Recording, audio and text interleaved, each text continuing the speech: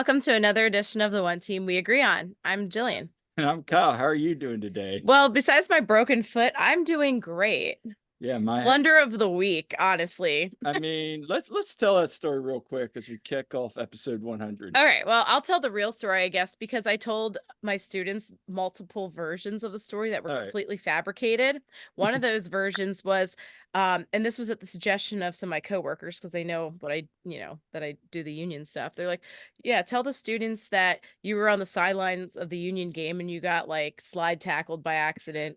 And that's how you broke a foot. So I did tell that to some of them, which was fun, and they totally fell for it. But no, actually, it's really dumb. I made it this far in life without breaking a bone. And I fell asleep on the couch. I was like half asleep. I got up and my like foot and leg kind of had fallen asleep. And then I got up and I rolled my ankle, which I had sprained like 10 years ago, like pretty badly. But keep going. Then you were calling for me. And well, okay. And then so like I felt this pain shoot up my like into my ankle, and I'm thinking, oh, I messed up my ankle again. But no, like my foot then was really hurting. I'm like, that does not feel right. I think I broke something. So I went to bed though. And then in the morning, I'm like, Kyle, I'm like, I'm up in bed. Our house has like 3 floors. Okay. And like Kyle's downstairs, because he fell asleep on the basement couch. I did. We're recording. I was actually like, I was watching soccer like, and just like kind of fell asleep. Yeah. And I'm like, God, I'm in so much pain. And I'm like, yeah. Here's the blunder on my part. I woke up because she had called and I heard the thing vibrating. I'm 2 floors up at that point. I'm like, okay, what's that? But you ever wake up, guys, and you're like half awake and you're like, okay, what's up? And then you fall back asleep. But then I heard somebody say Kyle, and I'm like, hello? And I'm like, okay, nothing. And then next morning she wakes up, walks down here. I'm like, oh, I didn't walk down. I crawled down because I could not walk on this thing. Same. And I came down and I'm like, Kyle, I've been trying to get a hold of you because he just kept sleeping. I'm like, I need to go to urgent care. I messed up my foot. And sure enough, yeah, it was broken. But went to urgent care. They got me fixed up. I'm like it's not that bad at least, but I'm in a like this kind of surgical shoe thing to stabilize it. It's not even like a real boot or anything. And I have crutches. And we still went to the Killers concert with Todd Sunday night. It was fantastic. Also shout out to Shelby for giving me the cushions for the crutches, because that was a lifesaver. But the Killers were amazing. We had a great time. Yeah, except crutching it to the venue was torture. So it's episode 100. Can't believe we made it. 100. Oh my gosh. Like, how'd we get this far? And what we say is, we're nothing but the friends we made along the way. So yeah, and we're happy to have 2 of our great friends here. Yeah. Mike Barrera from AAT Sports across the pond. Across the pitch? Across the pitch. I always do that. And there's Blunder of the Week. And, already messed up. And Todd Lewis. From the free kick. Free kick. I'll let you finish that now. Yes. How you guys doing tonight? Thank you for coming on our show. Yeah, doing pretty well. Appreciate you guys having me. Congratulations on 100. That's amazing. I feel like you guys did that in no time also. But it's what, 2 years now already? It's almost 2 years because we started right after the MLS Cup in 2022. It's awesome. Yeah, so congrats. Thank you. Yeah, I was doing fine, but I'm a little bit offended now that Kyle messed up Mike's podcast name. I know, right? I mean, it would have been even worse if it was mine. I mean, it's only three words, so come on, across the pond. I know they have a British guy on the show, but there's one South American, one American, and one English guy. So it's like basically 25%. They just need one more person to be, I don't know, pick any other continent. But come on, Kyle, across the pond? What are we doing? So true story. Remember, Mike, when I had you and Jose on? Yeah. I opened it up with across the pond. I said, did you? I didn't even realize. Yeah, and then you called me later that day. And you're like, Kyle, it's across the pitch. So I should have gotten it right. Of course, I buzzed. That's funny. Well, it's going to be the last time either one of those. Kyle. When I'm pretty sure, Kyle. So this is the last appearance. Sorry, everybody. Yeah, everybody. But anyway, this is why people don't take bloggers serious. Nope. Nailed it. Nailed it, Todd. Yeah, Mike's right. Nailed it.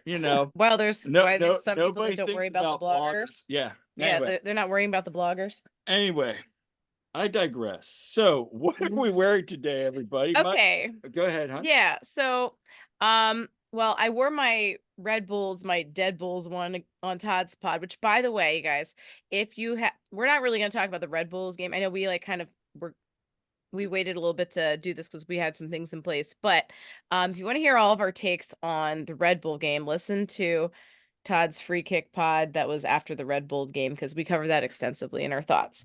But I'm just wearing this year's, home kit because I like it.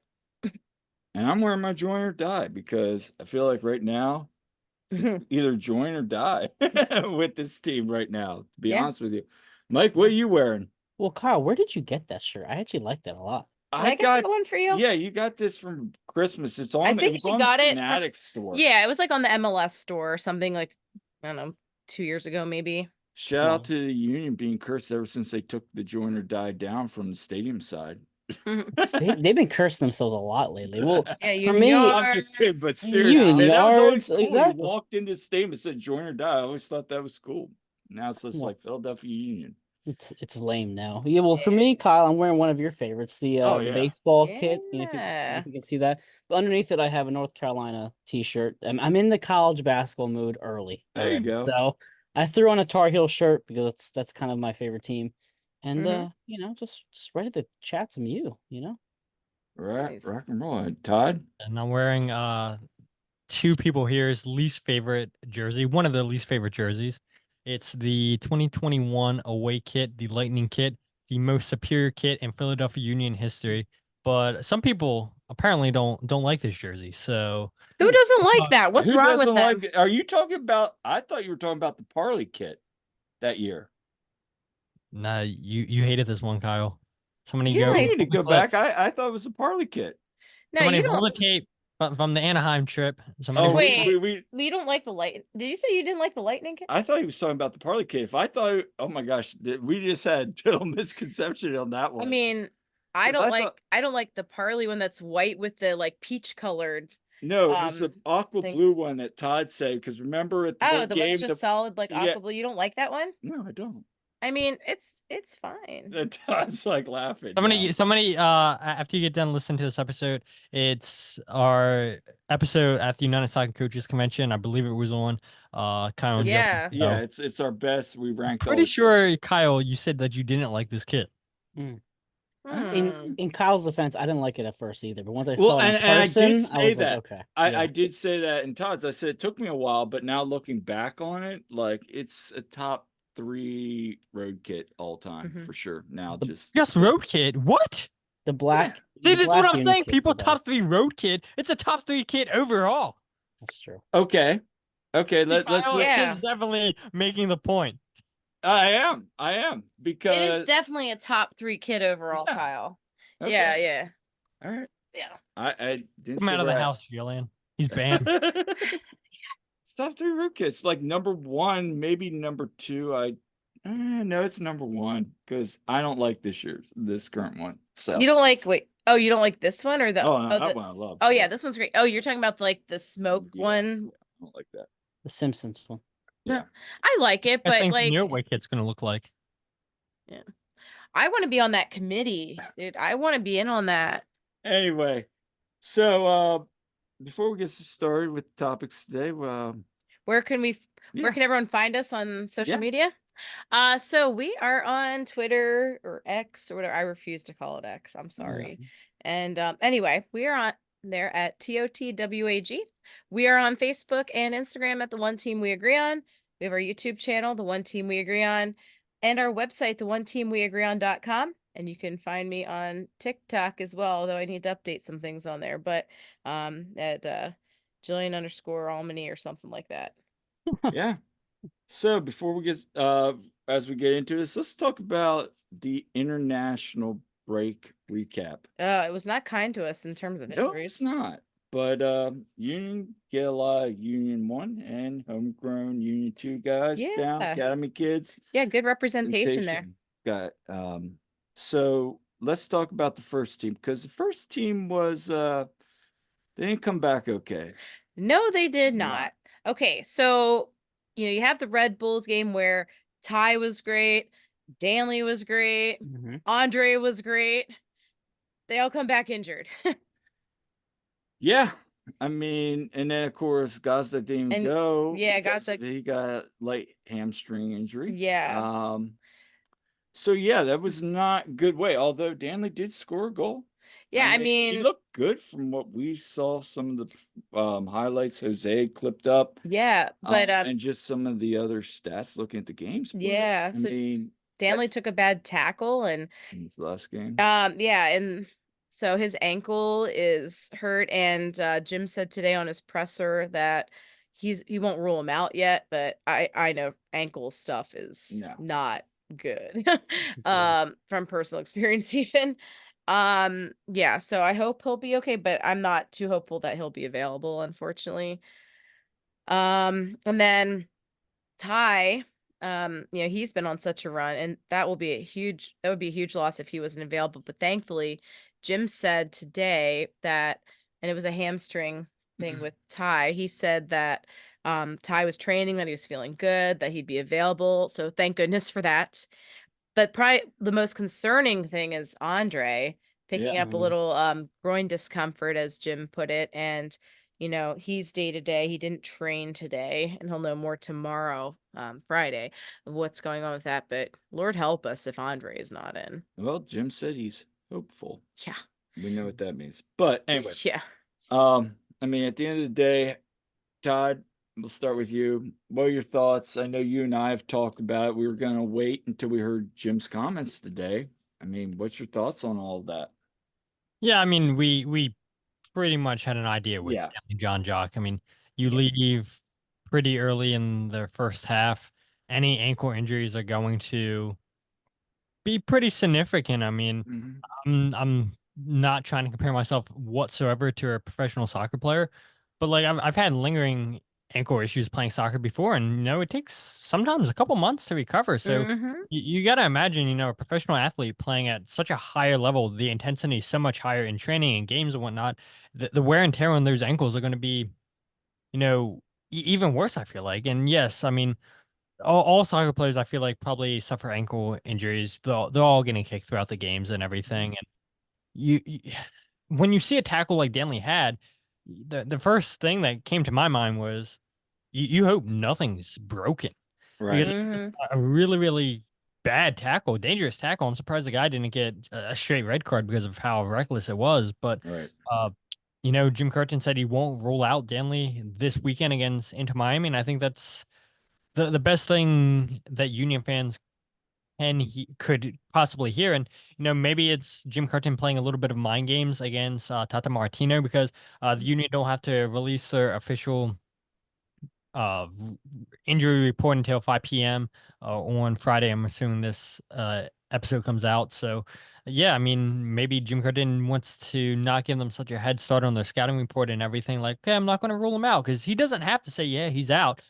He has up until 5 p.m. on Friday. So yeah, maybe it's a little bit of mind games from Jim Curtin saying, yeah, I won't rule him out yet. Andre Blake, that's something that nobody caught. And before we even talk about the rest of the injuries and everything, I have to give a shout out to Jose Nunez, who's with Mike Barrera, because without Jose, nobody's knowing about the injury to Ty Baribo. Nobody's knowing about the injury to Danley John Jock.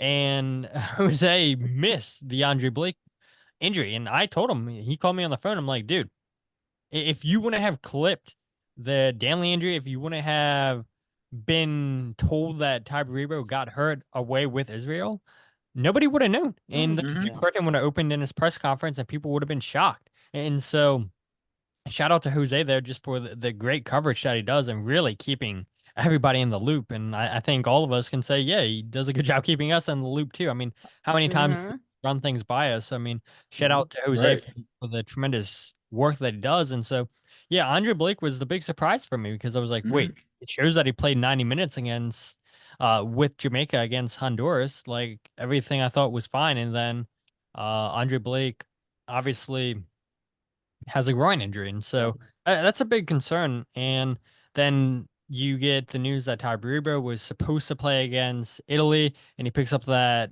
hamstring injury, right? Jim Curtin said, but he said he'll be good to go against Inter Miami, which is huge for the Union because 14 goals in 15 games, the Union need him, and I think I talked about this on the Battered Herons podcast last night, where it's pretty telling to me, and maybe not so much anymore because of asking Jim Curtin a couple weeks ago about, Sam and Dinneron now finally being able to train for a couple weeks with the team, not playing every other game because of the League's Cup. And so when you're doing that, you don't have enough time to train with your teammates. And so we saw Quinn Sullivan play up top a couple times with Ty Barubo in the past. We've seen that's pretty much it. And so I was like, this is like kind of telling because it's Jim Curtin saying he doesn't trust Chris Donovan, doesn't trust Marcus Anderson, who's been injured. I'm fully aware of that. And does he really trust Sam Dinneron? But it makes sense because, that they were playing so often in League's Cup. So I was saying on that show, I'd be curious if Sam Dinneron starts this game with Mikal Ur, now that he's had 2 weeks to train with the club, if Ty Berube is not able to go, but it sounds like Ty's able to go. And so that's huge for the club. And then Daniel Gaza, like Jim Curtin said, uh, he's good to go against Inter Miami as well, but he's not at the same sharpness level he was against Red Bulls, which is a little bit concerning to me. But yeah, having him is huge. But I think not having Andre Blake, like that's your most important player at the club, and we've seen that this season. Without Andre Blake, this team's not even a playoff team. Nope. No, we're toast without him. I've been invoking all of my Catholicism here. Praying to Saint Raphael, okay, patron saint of healing, doing the whole bit, Kyle, like, yeah, I'm like, Kyle, get your mom on her prayer group. His mom has a lot of pull, everyone pray for healing here, right? Need Andre to be good. No, and I think, Mike, you kind of brought something up today on Twitter. You and I were chatting about it. Andre, Blake, where are you at with some of these injuries? How concerning are you, and what do you think? It sucks to say, I feel like the entire Union season, they took 1 step forward and 2 steps back. And just a month ago, we were saying how this team was so deep. It seemed like it had really, they were healthy. Everybody was playing really well. And then suddenly all this stuff happens again. It's been very frustrating. And Andre Blake's season is kind of just like how the Union season has gone in a nutshell. It's just been one road bump after another. And so for me, I look at this realistically speaking. I just set him down for the rest of the year. That's it. He's not a 24-year-old, 25-year-old. He's already, 33, 34 years old, right? Right. Just give him the rest of the season off. Put Semele back there. Yes, does that suggest that you maybe throw in the rest of the year? Sure, but I think realistically speaking, this team is not going to go far in the playoffs. They would have to catch lightning in a bottle tomorrow for that to even happen, and that's not going to happen at all. So it's just I'm thinking long term. This is a huge winter transfer window. We all talked about the offseason, how this is a huge offseason. Well, then Andre Blake's health has to be a priority because we saw what happened last year with Glesnes. He was dealing with an injury all year, and then he finally got the surgery, and then he started out the season really, really poorly. Saw the same thing with Leon Flock. You can argue we've seen this with Bedoya as well. He had injury, lingering issues, maybe came back too soon. This team has had these problems with multiple players. Just give Andre off. That's it. He's too important to the franchise. So if I can jump in here real quick. Go ahead, Todd. Zemla over Andrew Rick. I'm curious why you feel not Andrew Rick instead. Why honestly, I'm not confident in either of them at this point. I mean, really, you could put Joe Bendick back in there. I'm not. I like Semele in the sense of how he was early in the season. I thought his defense let him down a lot, and I think that if you are looking at the future as well, I feel like Semele is probably the more likely backup to Blake next year compared to Rick. Does Rick get loaned out? Does he see sometime elsewhere where he can actually get minutes? Because he's still pretty young. I mean, he's a teenager for the 18. Most part. 18. Get him minutes somewhere else and let Semele just get some experience. Because the reality is too, if Andre has had a lot of injury issues for the past year and a half, that having somebody with experience with the back line is not the worst thing in the world. So somebody had asked Jose, sorry to cut you off, Jillian, on Twitter, that, is a goalkeeper a priority now in the offseason for the Union? And I think that's probably a good question for us all to discuss here on this show. I mean, you have Holden Trent, who is an option for next season. I don't expect that to get picked up.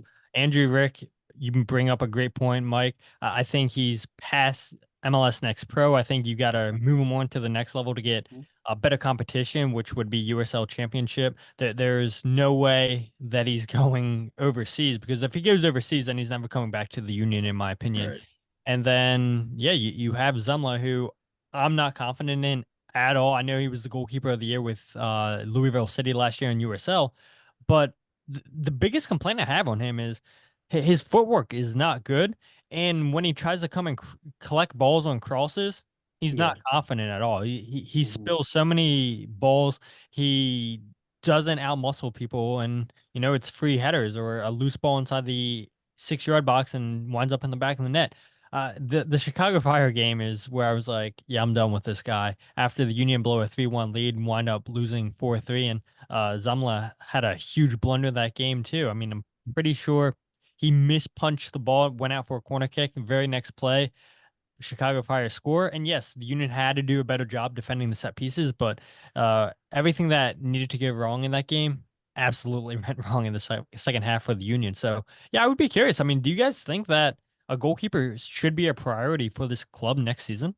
Well, I'll answer that first, and Mike, I'd like to hear from you too. But I mean, let's look at like a player like John McCarthy. Do LA Galaxy make him available? Because haven't they moved on from, like, they've kind of rotated their keepers now. Is there somebody like him, or do they go out and maybe get a veteran? I mean, it's a good point. I mean, you could get somebody that could be a reliable backup. Maybe a little bit more of an upgrade than Zemla, maybe have some veteran experience. Sure, why not, if it comes at the right price?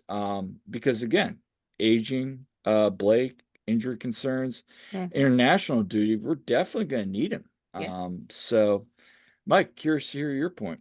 Well, you see what Miami just did. They brought a new Starry as their backup keeper this past a week and a half. It's yes, he's 38 years old, but he's experienced. He's got obviously a great background in his resume. I would not mind seeing somebody who's a bit more of that caliber in that. Now, I guess we were hoping that was the Bendick a couple years ago, but that just didn't work out. But it doesn't mean that the next veteran keeper won't work out. We can try something different, because to Todd's point, I definitely agree with the crosses. He's shown that lack of confidence, but at the same time, to defend Oliver a bit, I wouldn't be that confident when you've got the 4 people in front of you who are really just all over the place. And I think that kind of went hand in hand. The back line wasn't confident in Semble, and at the same time, I'm sure Semble wasn't that confident in the back line too. So I want to see a little bit more from him. I'm not ready to completely jump ship, but I think going somewhere of that veteran route would make me feel a bit more comfortable. Yeah, I would love to have like John McCarthy come in and be back up, and and like, honestly, Zemla, did you guys see him? We're going to talk about the Union 2 game a bit, but did you guys see him play at all in the Union 2 game? No, I missed it. Was good to see him get some time playing, of course. I mean, he almost got burned big time the one.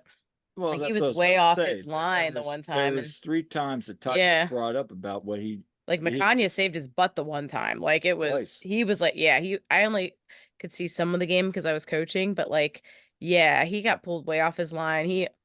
And we all remember when he got chipped by Orshano with Cincinnati. Just like stuff like that. But, I think he's got potential, but and it didn't help how bad the defense was with him. But he does have a lot to improve, I think, at this point. So, I don't know. I might feel better with Rick, but Rick's so inexperienced too. I think it's a perfect storm this year. I mean, you have 2 inexperienced goalkeepers. I think it's a perfect storm where it's like, you wanted to get better. You brought in a young keeper that has promise. You have another keeper in the way. You just went out and got an academy piece that could potentially be the future from San Jose. So there's another pipeline. Ernst always says they don't want to block the pipeline. Well, come on. I mean, if you got an opportunity there to get a veteran, it's a valid point. We'll see what happens, but so you guys bring up John McCarthy, and he signed through 2025 with LA Galaxy. That's not happening then. Yeah, I mean, it's possible, right, that they may want to move on from him. I'm trying to look out right here how much that he's making. But I was looking at a team, $290,000 in guaranteed salary John McCarthy's making this season. So I look at a team like San Diego, and not to try to take away from the 2024 season, but I mean, how can you not look ahead to the future for the Union? Because we got to look at San Diego coming into the league next year. So that means the expansion draft for the new teams. Teams have to protect 12 players. Homegrowns, I believe, 24 years or younger are automatically protected. And so I'll be curious. I mean, could LA Galaxy potentially leave John McCarthy unprotected and San Diego wind up picking him up? It's possible, right? Or maybe they work out and say, hey, look, we'll trade you John McCarthy if you don't select any of our other guys we leave unselected. I mean, it's possible. Very much so. I mean, that's an interesting point that you bring up there, Todd. I mean, he's got starting experience. Obviously, he's had championship experience, MLS Cup, but but again, you know, he's also been around the league for many years. So yeah, I mean, you could do a lot worse than John. It's like a backup quarterback in the NFL. Sometimes you just got to have that. You know, what was that Chiefs backup quarterback for Chase Daniel, who was just absolutely awful, but because he was just like this veteran guy, he just stuck around the league for like 12 years or whatever it is. Tyrod Taylor's a good example now with the Jets. Yeah, John McCarthy is the Nick Foles of soccer here. Yeah, seriously. Seriously. Yeah. So let's move on. Let's talk about Inter Miami. So Union's got 7 games left. Currently in 11th in the Eastern Conference, and got some work to do. Gentlemen, how are we feeling about, given the news today, Messi's 50-50, still dealing with flu, train today, according to Tata. Where are you guys both at with this game coming up on Saturday? Todd, do you want to go first on this one? I was going to say, let Jillian go first. Yeah, Jillian, where are you at? Yeah, let's go, Jillian. Oh my gosh. So my brain flashed back to the last time we played Miami, right before we left for Vegas. Yeah. For Kyle's birthday and our anniversary, and how deflating that was. But gosh, I mean, for me, I think if the Union don't have Andre, I feel like we're kind of toast. But I think, you know, if Andre's in, there's a shot. Even like a 70% Andre? I mean, a 70% Andre is better than I'm not the other options. Just asking. Yeah. But, you know, if Ty can keep doing what Ty's been doing and the other guys step it up. I mean, Ty and Mikkel have been really strong. Yep. You know, I think if they can keep doing that, it's definitely, I think, a stronger team when you have Andre in there and with Ty performing the way he has been than the last time the Union faced Miami. Right. And I think Todd and I were talking about that on his podcast last week. You know, if Ty and Mikkel get going, anything's possible. Oh, the question is, are they going to get going? And that's still, they're starting to, but then you have Andre go out. So it's like, what we got? So you guys. Well, for me, I'm concerned. I mean, again, if Andre is in that, it's already not going to look promising. I think we're all a little concerned with how much time Bedoya is going to get. We know in a situation like this, if you go in a tough environment, Curtin does like to favor Alejandro in the starting lineup.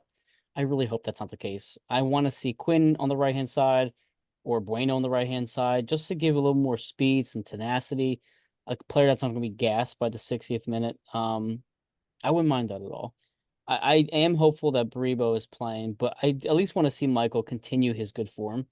And he's the one player, if Baribo's not there, he's going to give me hope that he's going to at least get one shot on net that's going to get into the back of the net. Besides that, the Union are on the road, and that has been promising this year so far a little bit. They're on the road. Anything can kind of happen when you have that non-Subaru Park environment. I guess for some reason that makes it more comfortable, but I'm not optimistic. I don't think this is going to be anything more than probably a 2-goal Miami win. Yeah, I mean, I would be so okay with just getting a point out of this game. Oh, yeah. A draw would be a victory to me, honestly. Todd, what are your thoughts on this?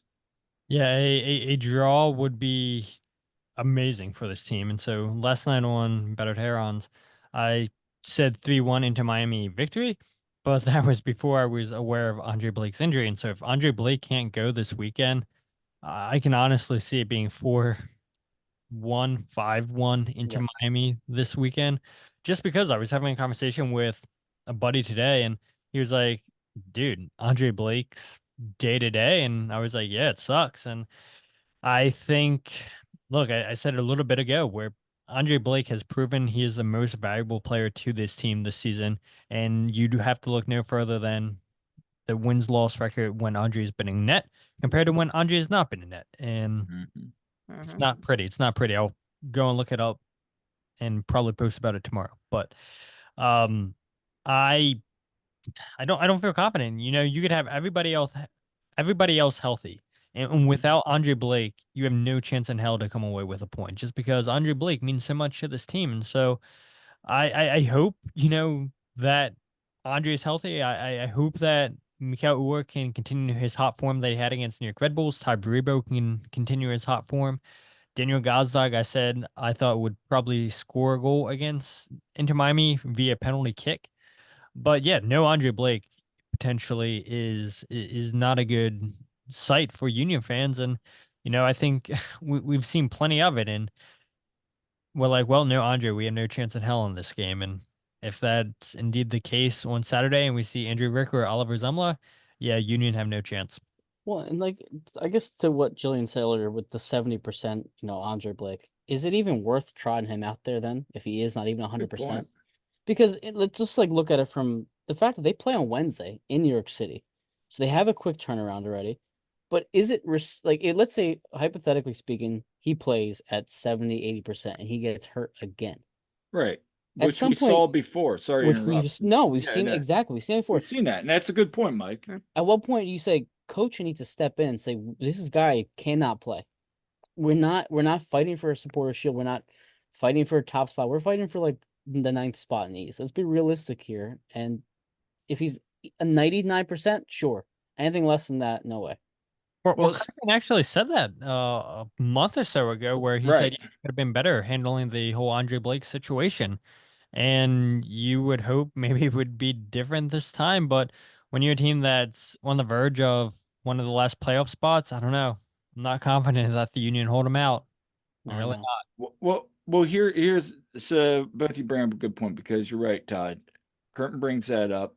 And, you know, being in the playoffs, we know Andre's going to want to play for the badge. We get that. But sometimes, you, as an athlete, you can be your own worst enemy. Having said all that, let's say you get blown out 5-0 or whatever. But Andre rests, heals. Maybe that injury is not as bad, and he's 100%. Now you got 100% Andre Blake, or even like a 95%. Yeah. Regardless of the outcome on Saturday, moving forward, can the Union lose on Saturday and still push forward? Because to me, they can. You know, I still think the East is going to beat up on each other. Like Todd, you and I have talked about this. It's going to beat up on each other. But if Andre's not going for like 1, 2, 3 games, I mean, there's a real possibility it's time to wrap up shop on this season because you're not confident. I mean, even against DC and Atlanta, you gotta have Andre for those games. I mean, I'll jump in here. In terms of the table, they're only 2 points back. You still have 7 games to go. If you sacrifice this game, it's not like you're out of playoff contention. Right. At the worst, you might be 3 points back from the last spot. All it takes is a run. I mean, and listen, we thought this team was dead in the water before Leagues Cup. We said, just sell the team, burn down the whole stadium, it's over. And then all of a sudden they stay 1-2 in a row against, I think it was Nashville and the Revs. You're like, okay, they both suck, but whatever. And then you hit Leagues Cup and you're like, okay, we're playing really well. So we have seen this team turn it on. And we have seen them turn it on when everybody's healthy. Imagine that. So just try to get to Wednesday a little bit healthier. And if you have to play a B squad on Saturday, I think if you're really trying to make the playoffs, that is a better plan than just forcing it on Saturday. Get an extra day off. Yeah, I mean, I think this team can make the playoffs still if they lose on Saturday to Inter Miami. I mean, Jillian, I'll bring it up again. I put it up last night on Better Hair on. You asked Jim Curtin how many points or wins do the Union need the rest of the season. He said 5 and 9. Get the one against New York Red Bulls, and so he said you need to win your remaining 3 home games against DC, Atlanta, and Cincinnati. Cincinnati could be interesting. They might not have anything to play for a decision day. Your spot could be locked up in second place, and that be that. Just rest guys, be healthy for the playoffs, or as healthy as you can be. And so you need to get 3 wins. That's a minimum. And so then that leaves you with trying to get a point at New York City, trying to get a point at Orlando City. And if you do that, then I think you're pretty much going to be in the playoffs, I think. But it all depends on Andre Blake for me. You know, all these games hypothetically, if Andre Blake's not able to go, which you know I don't see why he wouldn't be. You rest him like Mike said. If it's any real concern, you rest him this game against Inter Miami because it ultimately doesn't matter. You know, the game against New York City, who you're chasing, you're not going to catch Inter Miami in the table. New York City, yeah, I mean you're going to need them to blow a lot of games to get higher up in the table. I think the best Union could probably do is 7. But look, you need to take care of your business against the teams that you have somewhat of a chance to catch in the table. In New York City, you have a better chance to catch than Inter Miami. I don't even think the Union mathematically can catch Inter Miami. So no, they can't. Yeah, I wouldn't be concerned if the Union lost against Inter Miami. Yeah, I think, you bring up a great point. And if like Andre needs to be rested for, say, Inter Miami, but then he would be much better for the New York City game, I'm all for that, honestly. No, I think there's a long-term plan here. I mean, like Todd said, you win your home games, you get a point. Heck, who knows? Maybe when we're on Columbus, they get lucky. But Mike, to your point about when this team's healthy, it's hot. Todd, Jillian, Jose all said that the game against Red Bulls was some of the best soccer they played all season. I don't know how you feel about that, but I thought that was some of the best outside of the heroics of the crossbar. Yeah, crossbar was the good. Well, yeah, I think I mentioned on the postgame show. It felt like the Nashville game, where they just hit the post a bunch of times. And I mean, listen, a win is a win, even if it's an ugly win. Teams don't go to Red Bull Stadium this year and win, and you went out there and did that. That is commendable. We never beat Cincinnati at Cincinnati's was it TQL Stadium, whatever it's called. We went out there and we took care of business there. I was looking at the schedule though, because you guys are mentioning what's up ahead. I didn't realize that Columbus game is on the 5th, and you have 2 weeks off before you host Cincinnati on that final. Right.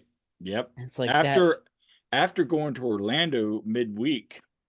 I know. I think about like how this team usually plays off a break. I'm like, oh, if that, to Todd's point, maybe Cincinnati doesn't have anything to play for that night, but we most likely will. It's like coming off a 2-week break. Like, do I really want to like be hosting Cincinnati, who might just want to kick us out of the playoffs just for the sake of doing it, because we are, the big brother. I mean, DeAndre Yedlin said that they won't forget that loss to the Union in League's Cup, the 4-2 victory by the Union. He said they're not going to forget that. What better chance to get payback than to make sure the Union don't get into the playoffs? So yeah, we are sitting here talking about how Cincinnati might not have anything to play for, but yeah, maybe they do. Maybe they want to make sure the Union don't make the playoffs. Darn well, and I think I said this in our podcast once. Could you imagine that showdown? You can't imagine egos. I mean, they're all friends. Let's be honest. Chris Albright, Jim Curtin, Pat Noonan, they're all friends. But at the end of the day, that's something where you kind of let your egos. You don't want to let Curtin just walk into the playoffs. That's going to be a game where I could see that kind of bringing also considering how well the Union have played against Cincinnati so far this year. It's not like they're getting blown out. They're making these things pretty competitive. And also, when you think about what these last few games of the season are going to mean for these two teams, Cincinnati and Columbus are only 2 points apart.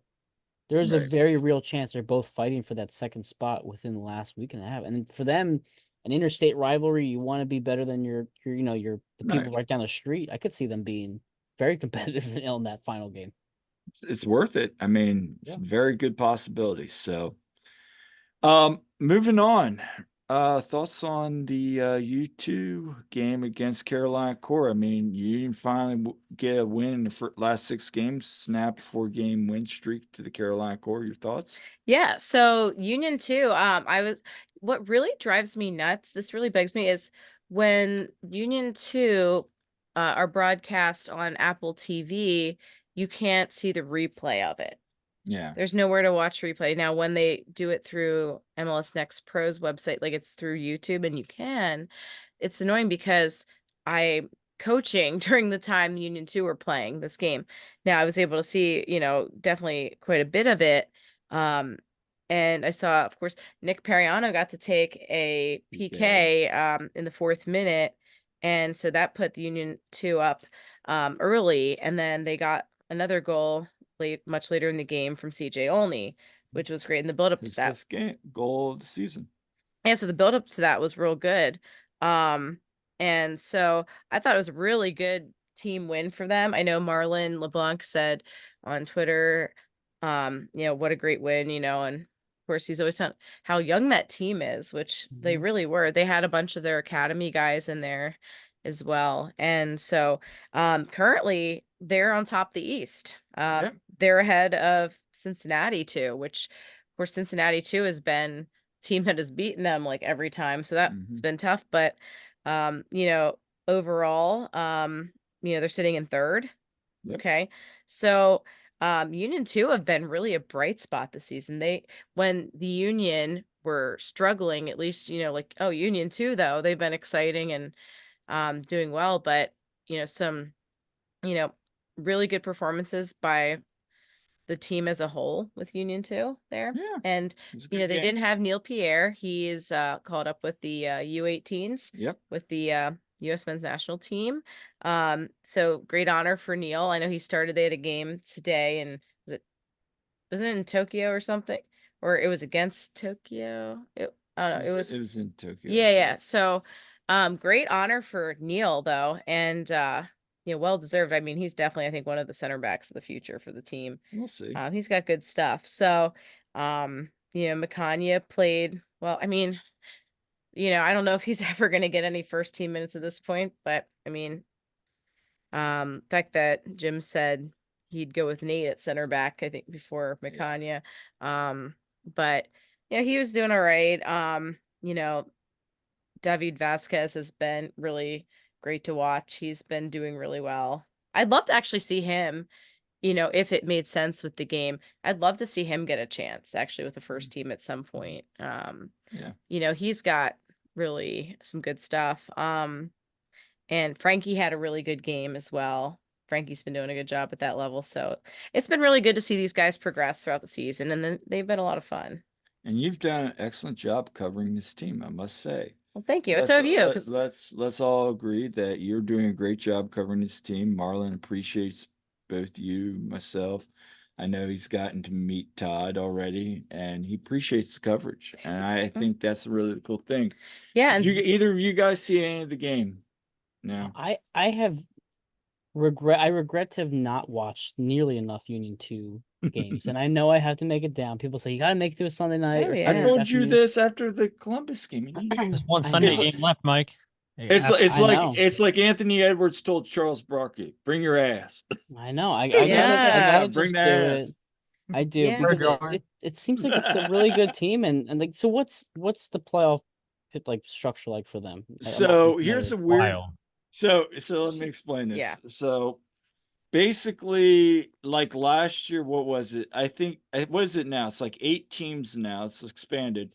So every the top 4 teams get to select their opponents. So the Union could say, "Hey, you know what? We're feeling confident. Let's play FC Cincinnati." So you go play FC Cincinnati. So you can pick whoever it's so your weird. opponent is in the opening round, and then it kind of goes from there, high seed. It's weird. I kind of like that. Which is kind of like why I want to get to that game, because I want to ask Marlon, because by that point you're going to see what the playoff picture looks like. I kind of want to ask him, are you looking at, is it more like, hey guys, who do we want to play? Or is it like you and your staff just sitting down looking at tactics and saying, okay, we match up well against this team, not so much against this team. How's that all work out? Yeah. And also just a note too, we just recently had an article out about Marlon and Kellen LeBlanc, and Kyle did a really good interview with both of them, and also Jameer Johnson. So we have That was on our website. But yeah, like talking about the father-son dynamic with Marlon and Kellen. But shout out to Ty, because I totally dropped the ball and forgot that he played for Columbus Crew at one point. He was in the Columbus Crew Academy. Kellen was. Yeah, but it was really great to hear that. I was coached by my dad in swimming, so it was a good yeah. interview. Just brings me back to being coached by my dad as well. So. Yeah, but it was really good stuff, and it was good to hear from Kellen too. I think a lot of the fan base hasn't heard from him too much because he's in the academy and he's only 16, and same with Jameer. So definitely to the listeners, definitely check that out if you haven't.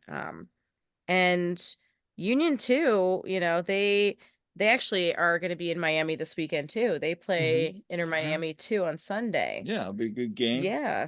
Miami, middle of the table, opportunity for them to move up. You got to keep up top. Yep. So, and they have NYCFC too as well, like soon, and then so I think what's their next home game? It's a little while. It's the Atlanta game. It's the day after Atlanta, because remember, we're going to Atlantic City in between those games. Yeah, so right. Yeah, we have the Atlanta the first team game on Saturday and the Union 2 game on the Sunday. That's birthday, Saturday night, and then driving back. So. Yeah, it's gonna be a fun time. My future sister-in-law and my brother, they're gonna, I think, come to the game with us again for the Atlanta game, and then we'll go to AC. Yep. And then we'll come back and go to the U2 game. So that'll be good. All right, so let's wrap up this show. Talk about some of our favorite moments from these 100 years. I want to hear both. 100 years, Kyle. 100 years. It's been 100 episodes. It felt like 100 years. No. All right. Todd's like, yeah, I've listened to everyone. I've aged 100. First of all, okay. Do we have a count of how many times Todd's been on the pod? Because he's definitely the most. I think Todd is. Holmie's been on a few times. Mike and I have been on a couple times. And then outside of that, we do have future episode coming up with a guest that's been on with us before. So stay tuned for that. But honestly, some of my favorite episodes. Okay, Stuart Finley. I mean, that was our first player,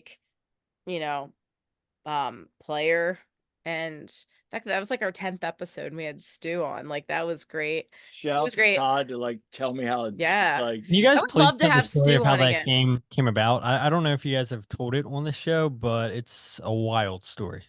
If you guys feel comfortable. Okay, I gotta try, Todd. I gotta be honest with you. I gotta try to remember that, because wasn't it okay? So I'm like, Todd, you've had players on before in your past episodes, like. Even though I have me background, I've never done it. So you're like, here's the script. We're all helping each other out. So I reach out to the Oxford, like you're helping me out there, saying, okay, here's a guy. I think he's in communications. This is who you contact. So I reach out to him, and he's like, hey, thanks for reaching out. Let me talk to Stu. We'll get back to you. So so we're like, okay, let's see what he says. I'm still thinking like, yeah, he's not going to say that. Hi, this is Stu says go. Here's his number. Yeah. Wow.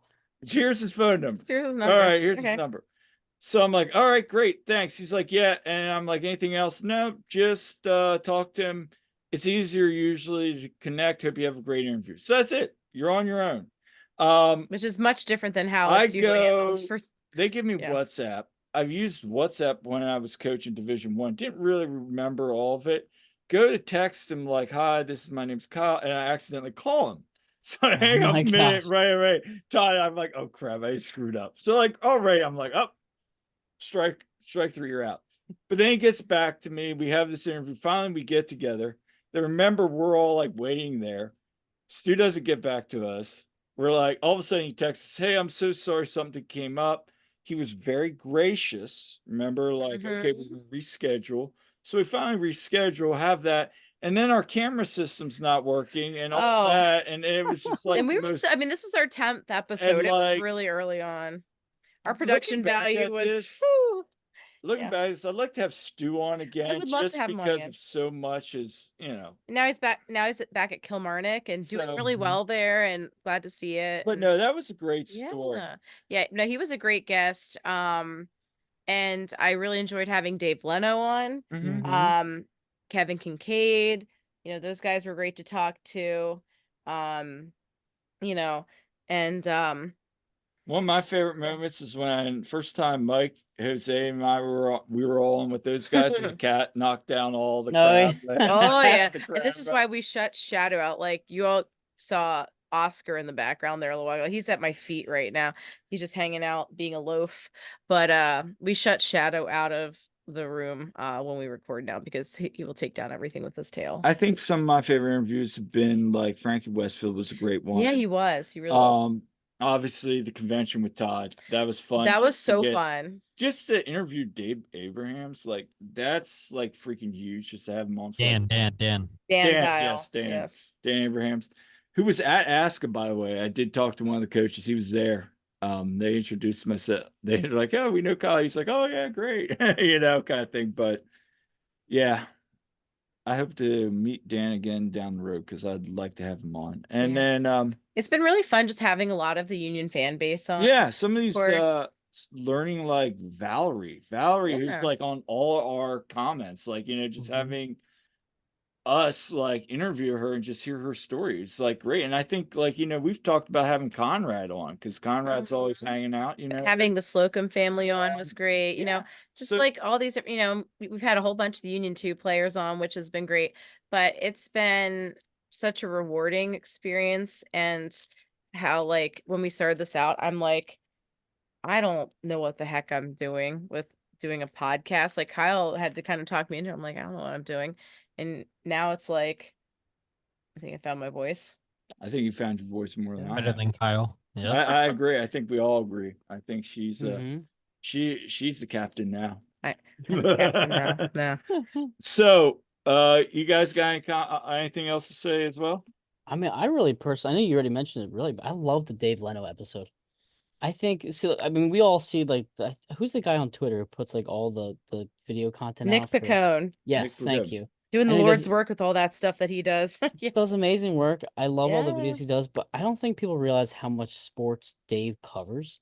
Oh my gosh, yeah. And like again, you all know I'm a huge college basketball fan. He does college basketball and local games too, and I love watching.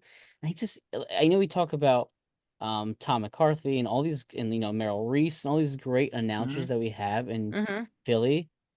Dave does not get nearly as much attention as he should.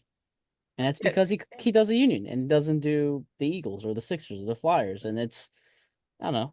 I would love for him to get more recognition, but I'm glad you guys had him on. Hearing his story and how he kind of went through it, I thought it was actually one of my favorite episodes because of how great he actually has become and how he's getting more popularity every single year. Yeah, Dave's awesome. Like that was honestly one of my very favorite ones.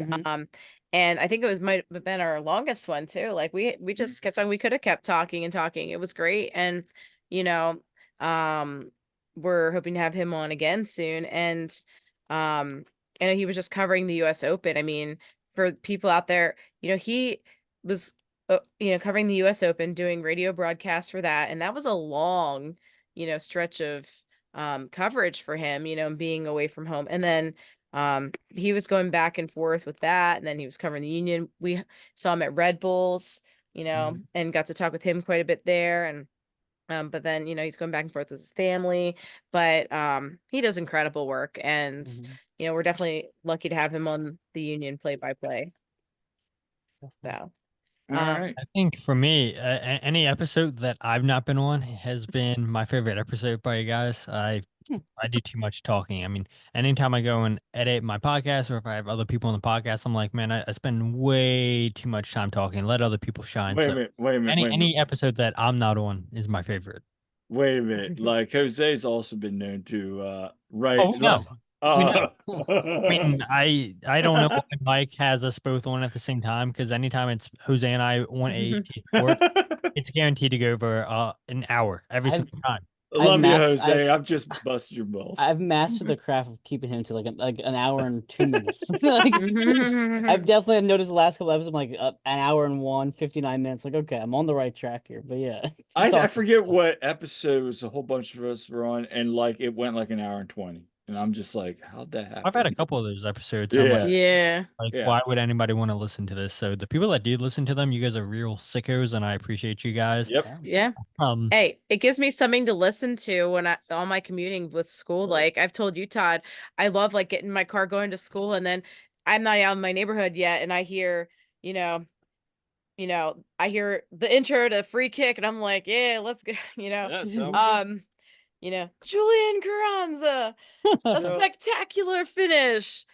Yeah, all that. So who's ready to hear Kyle mispronounce some names? No, actually, I'm not going to. Oh, you're not? Wait, no, I'm not done yet. I'm not done yet. Oh, yeah, go ahead. My favorite show. So, Tim Furlong, nobody mentioned that. There was a fantastic interview with Tim Furlong with NBC 10, I believe it is. So, I mean, anytime you get local guys that pay attention to the Philadelphia Union, I think that's massive because this is what this team's missing out on. They need more of those local news coverage. And it's like, everybody in the Philly media world was there when Kevin Sullivan was announced, but nobody else cares. And Tim's a legitimate Philadelphia Union fan. So it's really, really nice seeing, him come onto your show and build that relationship, that connection with you guys. It was really awesome. But I'll definitely be biased here and say the Anaheim convention. I mean, just that whole experience was out of this world. And if anybody's listening to the show, if you've never been to the United Soccer Coaches Convention, I highly recommend it. In 2025, it's in Chicago,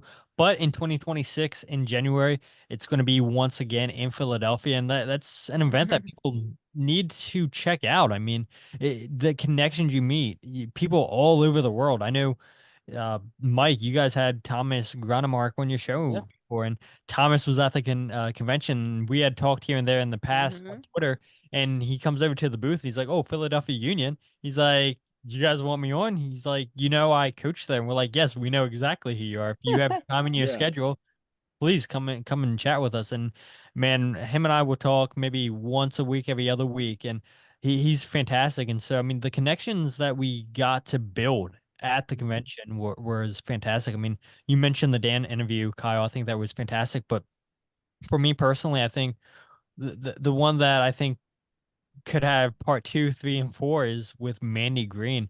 For people that don't know that story, Kyle and Jillian were supposed to have Mandy on during the convention, and then a scheduling conflict came up, and she felt so bad that, she had to cancel on them. She's like, you know what, we're going to get this done. So they recorded when she was back home. I think she lives in Ohio, and they talked for basically an hour. And I was lucky enough to be able to sit in behind the scenes and everything and just listen to that conversation. And they talked about the coaching life because, as you guys know, Kyle and Jillian both swim coaches, and Mandy Green, a coach of she's a coach herself. So I mean, just listening to all the stories that all three of those people got to share was very, very touching. And so I'm very, very biased with Anaheim just because, you guys came out there pretty much last minute. I know Kyle and I talked about it for a while, but Jillian, I mean, I don't know if people pay attention.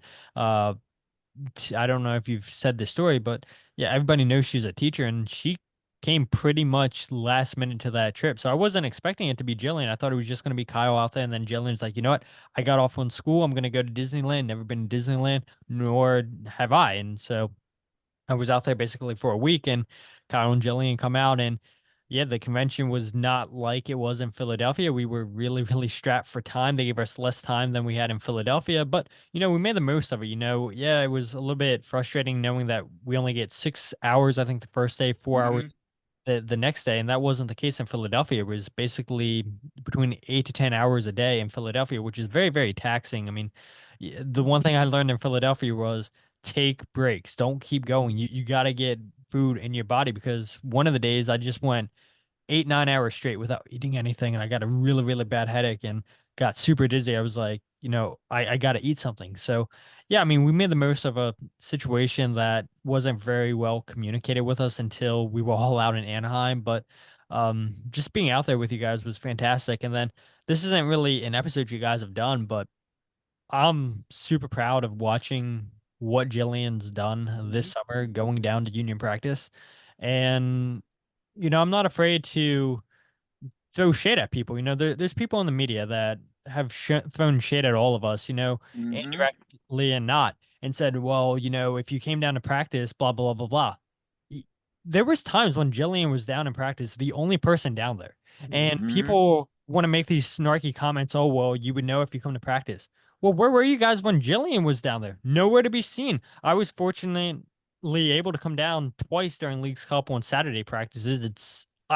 This isn't my full-time job. This isn't the full-time job for anybody. And so to see Jillian go down to practice multiple times in the summertime, make connections with the players, with more people on the coaching staff, to get a stronger relationship with the people in the PR department. I love to see that. And, people always want to put us down, and that pisses me off so bad. People have this attitude that, oh, we're so much better than you. Bullshit. All four of us on this show are doing a much better job. And I think people are finally starting to realize that they're sick and tired of the same old boring coverage that we've had the last 4 or 5 seasons. And, people got tired of it. And so people like Kyle and Jillian stepped up and said, we're going to dive in here. Kyle and Mike jumped into the space and jumped up.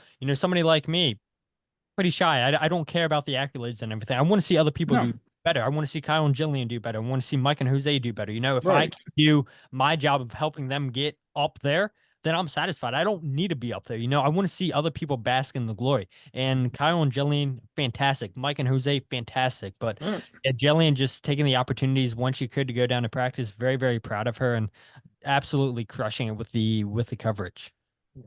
Well said. I think well said, Todd, because I think everybody here has other jobs. I mean, you, Jose, Jillian, Mike, everybody crushing it. I think at the end of the day, we're happy because, like today at the presser, I had things I had to take care of with my job. She's able to hop on. If sometimes I'm free and she can't be there, we can hop on. It's a team. But all of us helping each other out, giving you talk about like Jose, just giving us everybody's working together. We're collabing. And if anybody else is gonna try to hold all of us down, like I told you earlier, Todd, there are people in this media that they're gonna strip mine this and leave it barren. But there's gonna be people like us that at the end of the day are gonna try to rise up, encourage others to cover this team, encourage others to get the information, to be good. But there's some that don't care. They don't want to help out the future generation. So what's that going to leave you with when all of us are old and moving on? There's going to be nothing. Sure, there'll be some coming up because there's always journalists, but why don't you help the current crop coming up? That's my whole thing. So I'll leave it at that. Look, I love this team. I love the PR department. I've no will towards any of them. But look, I think their coverage could have been better. And I'm glad that the union finally decided to do a podcast. I mean, I feel like there's a million union podcasts now and whatnot. Right. Towards them getting late in the game for the podcast and everything. But, all of us, what we want is the best coverage possible because it's what fans deserve. We talk all the time about trying to get the union in the 5-for-5 status, and they had an opportunity in 2022 where the Phillies, were down and the union could have won MLS Cup, and we know how that went. They had a really, really good opportunity to captivate the hearts of the Philadelphian people. Unfortunately fell short in MLS Cup. And so, people want coverage of this team, but the coverage isn't always there, and it wasn't there in the past. And so you see people stepping up with new ideas, trying to cover this team differently than what it's been covered in the past. And, it's a good thing to see. And I've said this on shows in the past. I've said it to people publicly. People ask all the time, is there any, hate, jealousy for you towards other shows? Me personally, no, absolutely not. I just said it. I want to see other people rise up to the top, bask in all the glory. Like if I can do that, get these guys to shine, then I'm happy. Absolutely. It helps when we all work together too, because it's it's Jose and I on the same show every single week, or Dave and I. It's nice to mix up and have Kyle on there, Jillian or Todd, or all 5 of us. It just adds a new different wrinkle to it because again, we're all covering the same exact thing. We're all saying the same exact thing. Andre Blake has injured, but we're saying it all differently. And that's what makes different ideas. Yeah, all different ideas, different perspective, background, all that stuff. It's a lot of fun. Also, I was talking about on my show on Tuesday. We talked to Alex Windley down in Miami, and she mentioned how the independent reporters got basically a kick to the curb when Messi came around. And it's like, well, it sucks. We were there from the beginning, and some guy from ESPN Argentina wants to come rolling in because of Lionel's there now. It's like, well, that sucks for us. And what's going to happen in 2027 or 28 when he's gone? And is there going to be that same relationship that we have with the independent boards and the communication team? Probably not. So we're fortunate with Philadelphia being able to cover and have the access we do, whether it be the Union 2 or the Union 1 team. It's like, we all of us can cover it because we work together well with the PR department. It goes hand in hand. Yeah. Well, first of all, I really appreciate all the kind words. And it's been really a privilege to get to do what I've done and work with all you guys too. And I know we kind of got into this big time because of you, Todd. So really appreciate that. And that's the thing I love about the independent media with the union. We really all do support each other. It's not a competition. We all bring some different things. And I've loved getting to know all you guys. Like that's honestly been one of the best things about since we've been into the union and following the union and covering the union is the friendships we've made. And I just love how supportive, and because this isn't like our full-time job. We do this because we love it, And so I hope that the union keep valuing the independent media and giving us the opportunities that we get, because I think, everyone's just crushing it with that. Absolutely. All right. So let's wrap up by naming some really big SIM cards. Because there's, no greater pastime than listening to Kyle mispronounce names. I got Bill Hamid. And again, folks, these are from 2022. Hamid. Bill Hamid. Thank you. Okay. Valentin Castellanos. Good job, Jillian. Yes. One to Jillian, 0 to Kyle. Chicharito. Oh, I got a good one. Quinn Sullivan. Oh, nice. Nice. Check out Quinn there. Justin Che. Is that correct, Todd? Justin Che. Okay. Michael Baldissimo. Don Badgley. Good job, Kyle. Christian Roldan. James Sands. Eloy Room. Oh, wow. I haven't heard that name in a while. I know. Jeez. Right? Okay, I'm not even going to be able to pronounce Wait. What's that? Kyle Alexandre. Kyle Alexandre. Christian Fuchs. Yep. Isaac Atanga. Good job, Kyle. Is that right? We got Brian Galvan. Okay, I know it's Marshall Rudy, but I always mispronounce this. It's Shaquille Marshall Rudy. Played for Toronto. Yeah. Now with Montreal, I believe. Yes. I don't know. Zan Komanek, is that right? Yeah. Yeah. And then we got Jaden Nelson. Got Brian Galvan again. Brian Galvan. Dang. Marcelino Moreno. And then you got one. Oh God. Christian. LAFC, isn't it? Yeah. Carlos Vela. Oh God. All right. You can trash that one. It's like yeah. Right. Actually, Somebody else surprised that he's still out of the league. Yeah, kinda. Like, wouldn't you expected him to somebody pick him up, like one of the LA? Do you think San Diego takes a flyer on him? It's a good question. I mean, I think he definitely wants to stay in California. I mean, they already have Chucky Lozano. Why not go out and get another Mexican international? Especially in it's San interesting Diego. to see what happens. It will be interesting to see what happens. But before we get started, before we end tonight, Already started, Kyle. Yeah, wow. Kyle's taking all those L's. That's 3 L's tonight. Actually, I think this is one of our longest episodes ever. But hey, it's episode 100. It has to be. Why not? It's got to be special. It's got everything: card openings, Kyle blunders, lots of Kyle blunders. So yeah, you didn't even hear about the blunder on the way home from the Killers concert. No, Todd. but we that's will. For that's for another time. But anyway, before we get out of here, where can people find you, Mike? Let's start with you. So on Twitter, I'm Barrera1323. I'm on the same with TikTok, but Jillian, like you, I have to update that and get back on that app. But otherwise, you can follow Jose and Dave and myself at AAT Sports Network. We're AAT Sports _ on Twitter. We try to do post-game shows after every single game, which has been a lot of fun lately to do that. So follow us doing that. Jose has a Substack. You can follow him at Jose R. Nunez 91 and Dave GFC Miller. He's been very busy with Jillian, but he's going to try to join the post-game show on Saturday. And that's, follow me on that. Right. Yeah, and you guys can follow me, I'm sure. You guys are all following me from this podcast, so you guys don't need to follow me anymore since you all are already following me. But at It's a Todd's Life personal account, or if you want to follow the podcast on Twitter, Instagram, or Facebook at Free Kick Pod, wherever you get your podcast, the Free Kick. The YouTube channel, youtube.com/Free Kick Pod, where I do goals breakdown videos. Started going live on YouTube, which is not always been the smoothest, but hey, look. The intro and the outro have been good the last couple episodes, so small progress. And then I also have a Substack where I do some writing, and then I also put all the episodes and goals breakdown videos on there too. Keep everything in one place. thefreekick.substack.com.